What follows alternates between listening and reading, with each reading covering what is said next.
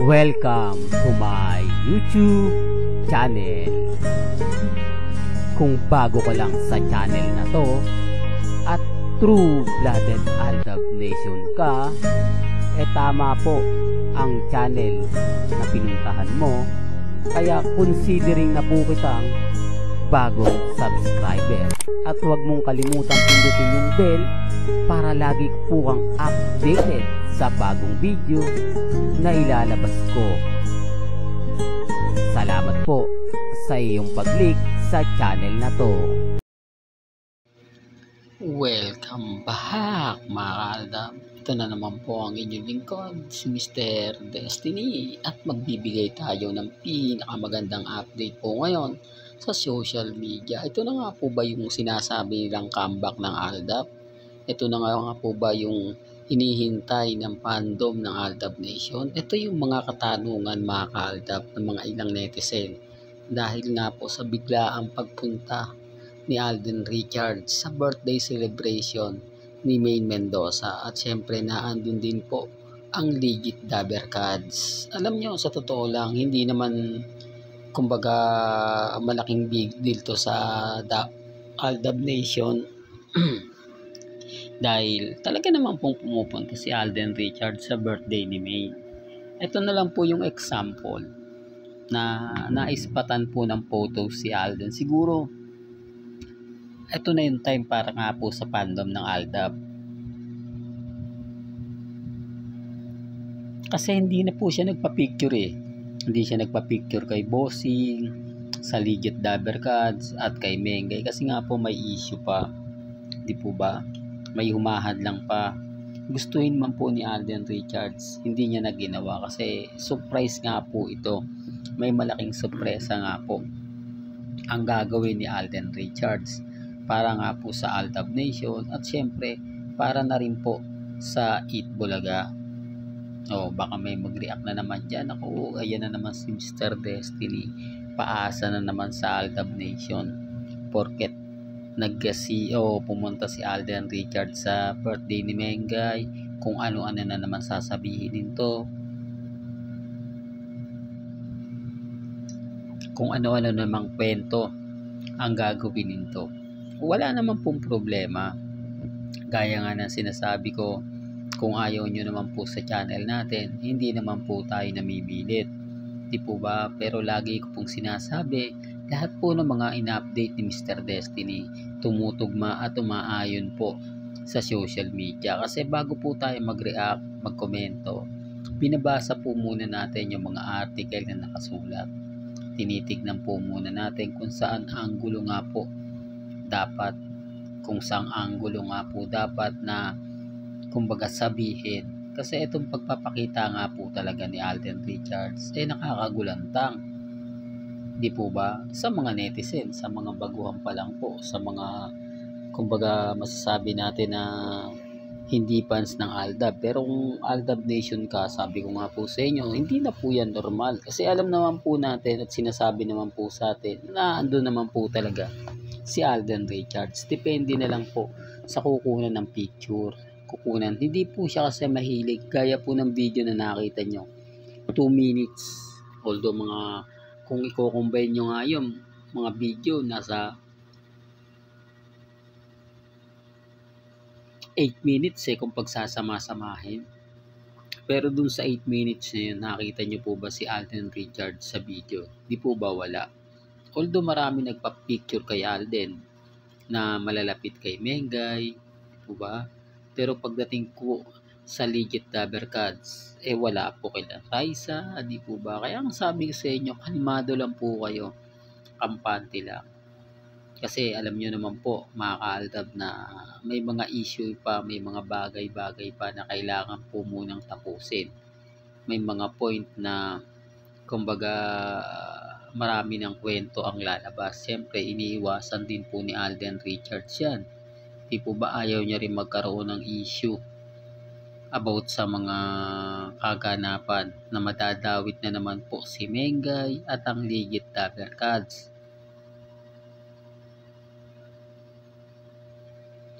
Alam nyo naman po, si Alden talagang pinag-uusapan, pinagpepiestahan. Sinasamantala yung kabaitan ni Alden. Sinasamantala yung hindi niya pagre-react. Di po ba? Kaya nga po kay Julia Barreto. Trending siya. Ilang araw. Tapos ngayon wala na. Yun po yung pinakapunto niya doon. Ayaw niya maging, kumbaga, pag-usapan patungkol dyan. Pero syempre, mga ka-Aldab, sasabihin nyo, hindi, gustong-gusto ng Aldab Nation yan. Kumbaga, gaya ngayon, lumabas na yung nila. Masaya kami kung sa masaya lang kasi nagpakita po siya. Patunay lang po yan na talagang totoo po yung mga ina-update namin. Totoo po yung mga pinapaliwanag ko at mga sinasabi ko. Bagamat maraming istorya, maraming kwento na si Mengay magse-celebrate yan sa isang beach, hindi lang alam kung saan. Diba? Tapos sabi mo, aalis ng bansa. Magantay lang po kayo. Matik na aalis po ng bansa si May. Kumbaga nag-aantay lang po yan. Kaya ang sabi ko sa inyo, may mga bagay-bagay po na sinasabi nilang fake news ako. Pero hindi nila alam. Totoo, mapulap pala yung sinasabi ko. Kasi may kanya-kanya pong schedule yan eh. Di po ba? Gaya nga po na sinabi natin dati na si Alden nung matatandaan niyo po ba ito? Yung pelikula ng Hello Love Again. Di po ba umalis si Catherine, una si Catherine, tapos pangalawa si Alden, tapos si Maine Fulkerson umalis, pumunta ng US sa mga kamag-anak niya. Doon pa lang may mali na eh. Di po ba sinabi ko naman sa inyo na aalis si Maine, susunod yan sigurado kay Alden Richards sa US. Hindi naman po siguro tayo nagkamali doon dahil 1 week si Mengay sa ibang bansa. Doon pa lang may mali na eh, no? Doon pa lang masasabi niya, hindi aalis si Maine. Maraming bumati ko sa akin yan, lalo na po yung mga R-Main at mga Maine fanatics. Pero nung umalis po si Mengay, wala naman po eh. Hindi naman po sila pumunta sa akin para sabihin, tama ka pala Mr. Destiny. Mali pala kami. Akala kasi namin hindi magbabakasyon si Maine. Wala pong pumunta po sa akin para sabihin na tama ako. Although kahit sabihin na hindi naman sa Canada pumunta sa US si Maine eh. Wala naman pong problema yun eh. Ang punto ko doon, pinupunto ko doon, umalis po siya ng bansa. Hindi po ba? Alangan sabihin niya na pupunta siya ng Canada. Kaya nga po maraming lapses, maraming komento na kung saan nga po talaga naman mapapaisip kayo. Ako, gaya ng sinabi ko, sino nga po ba Mr. Destiny ang makikinabang dito bukod sa Aldab Nation? Siyempre ang Eat Bulaga. Alam naman natin at hindi naman lingid sa inyong kaalaman na bagsak ang ratings ng Eat Bulaga. Although nagtitrending siya, although kumbaga sabihin natin na angat pa rin siya sa Showtime. Wala naman pong problema yun kasi Showtime bagsak din eh. Ang ibig kong sabihin, yung 3.5 o 4, yung 4% na ratings, napakababa po niyan. Kahit sabihin mo, ikaw yung nangunguna. Pero sa AGB Nielsen, mababa po yan. Kasi yung 8.9% yan po yung pinakamataas na nakuha ng Eat Bulaga. Nung unang salang nila sa TV5 na hindi na nasundan, yun ang pinakamataas. Kasi pagka nasa 4 bagsak lang eh, tatalunin ka lang ng ibang show. Tatalunin ka lang ng mga teleserye, ganyan, di po ba? Pero syempre wala po ako sa posisyon para ipilit yan. Ang akin lang po, binibigyan ko lang po kayo ng konting idea.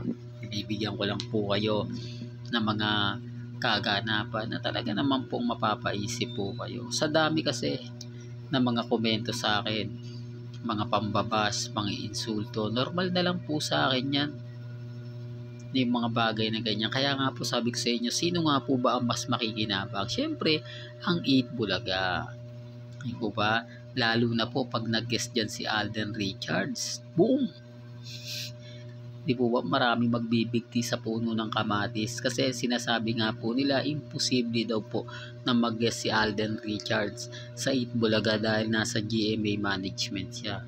Dati, pero ngayon, sabi ko nga po sa inyo, freelancer na lang si Alden. Pwede siyang pumunta sa GMA o sa Eat Bulaga nang walang kontrata. Kasi on call na lang siya kung kailan siya gustong tawagin. Depende na lang sa kanya kung pupunta siya. Depende na lang po sa kanya kung magpapa-schedule siya. Yun yung pinupunto ko. Pero syempre wala po ako sa posisyon niya para ipilit. Sa akin lang, binibigyan ko lang po kayo ng konting idea para mapaisip din naman po kayo kung ano po yung sa tingin at sa palagay po ninyo.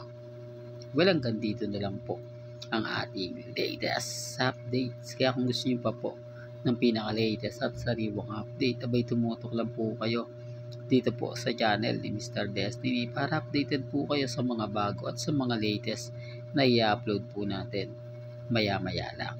Kaya kung bago ka lang sa channel na to at isa kang true-blooded Aldab Nation na nagmamahal kina Mengay at Isoy, tama po ang channel na pinuntahan mo. Kaya consider na po kita bagong subscriber. At huwag mong kalimutang i-share ang mga video po natin sa mga mami, sa mga titas, at sa mga senior. Hanggang sa muli, salamat po sa panonood at pakikinig.